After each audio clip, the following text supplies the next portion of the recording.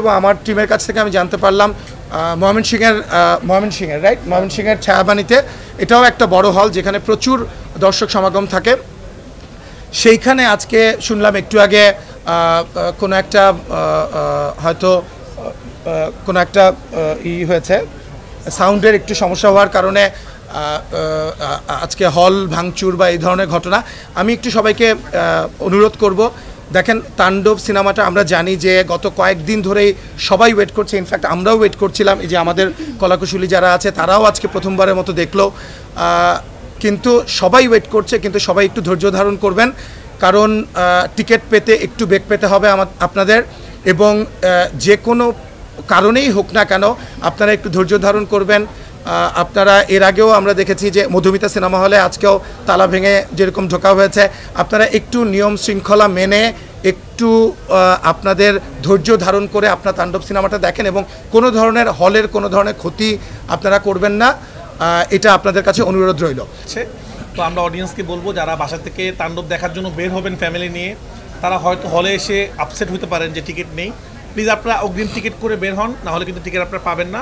অথবা এমন হলে যান যেখানে টিকিট আছে। আর সিনেপ্লেক্সকে অনুরোধ করবো আপনারা একটু শো বাড়ার, কারণ আমাদের এত চাহিদা।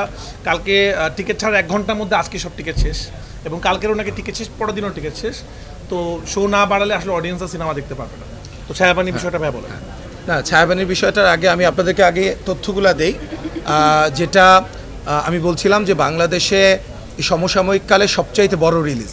আপনারা জানেন যে মাল্টিপ্লেক্সগুলো এবং সিঙ্গেল স্ক্রিন সহ প্রায় 139-40টার মতো রিলিজ হয়েছে সবগুলো সিনেমা, এবং আপনারা সোশ্যাল মিডিয়াতে দেখেছেন অথবা আমরা যে পোস্ট করেছি হল লিস্ট, সেখানে 132টা। কালকে ভোর 4টার সময় আরেকটা হল যুক্ত হয়েছে,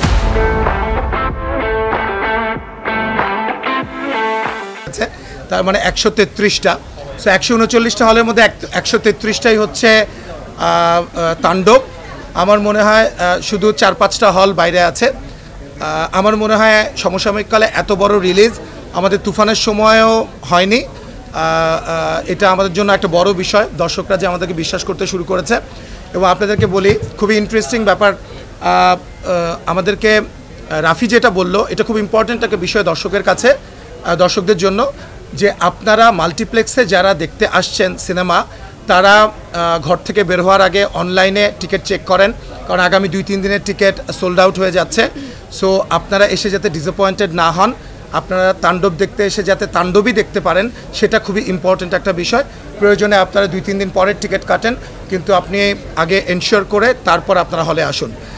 আর সিঙ্গেল স্ক্রিনের ব্যাপারে আমি বলি, আমাদের স্টার সিনেপ্লেক্সে আপনারা জানেন সর্বোচ্চ সংখ্যক শো নিয়ে তো অফকোর্স আমাদের তাণ্ডব শুরু হয়েছে কোরবানির ঈদে, কারণ কোরবানির ঈদের সময় জানেন আপনারা ঈদের দিনটা সকালবেলা সবাই ব্যস্ত থাকে কোরবানি নিয়ে।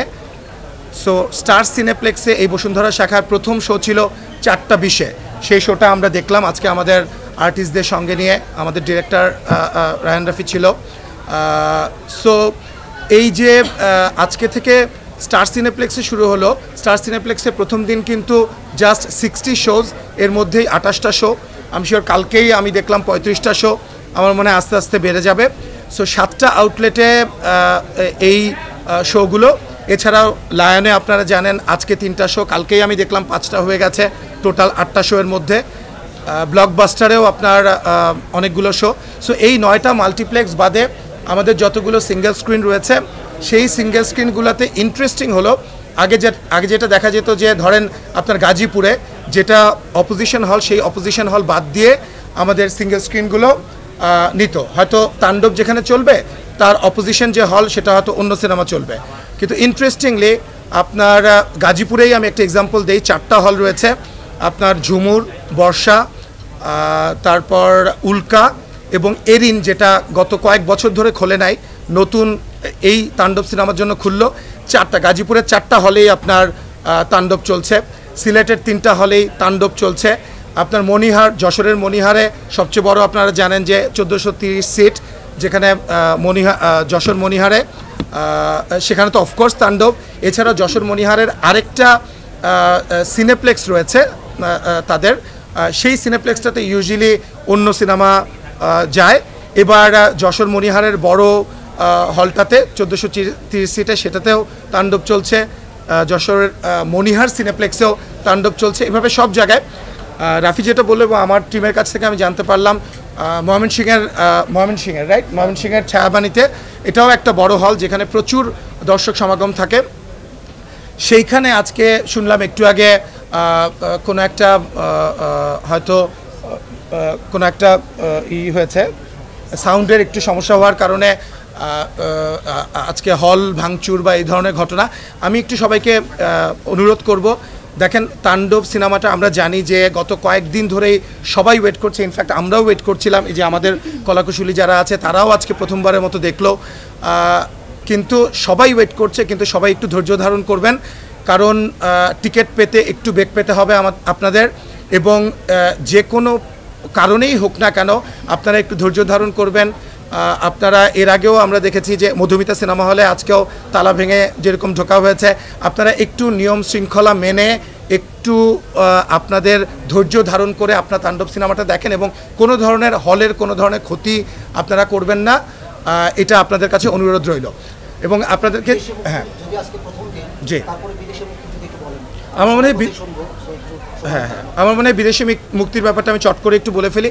দেশের ব্যাপারটাই যেটা আমরা বলছিলাম যে 133টা হলে চলছে, সবার কাছে অনুরোধ আপনারা ধৈর্য ধারণ করে একের পর এক আপনারা টিকিট কেটে দেখতে থাকেন। আর দেশের বাইরে একটার পর একটা আসবে, অলরেডি আমাদের ইউএসএতে 15 তারিখে রিলিজ, এবং অস্ট্রেলিয়াতে আমাদের এই 2 উইকসের মধ্যেই রিলিজ হবে।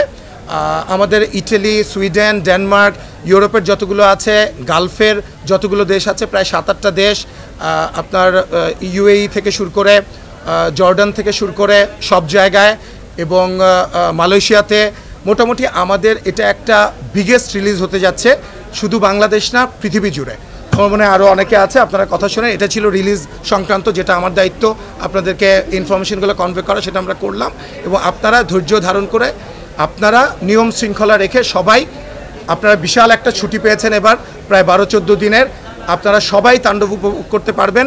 এবং এমন একটা সিনেমা রায়হান রাফি বানিয়েছে, আপনারা সিনেমাটা দেখতে বসলে আপনারা শেষ সিন পর্যন্ত দেখে আপনাদের উঠতে হবে এবং আপনারা সেটা উপভোগ করুন।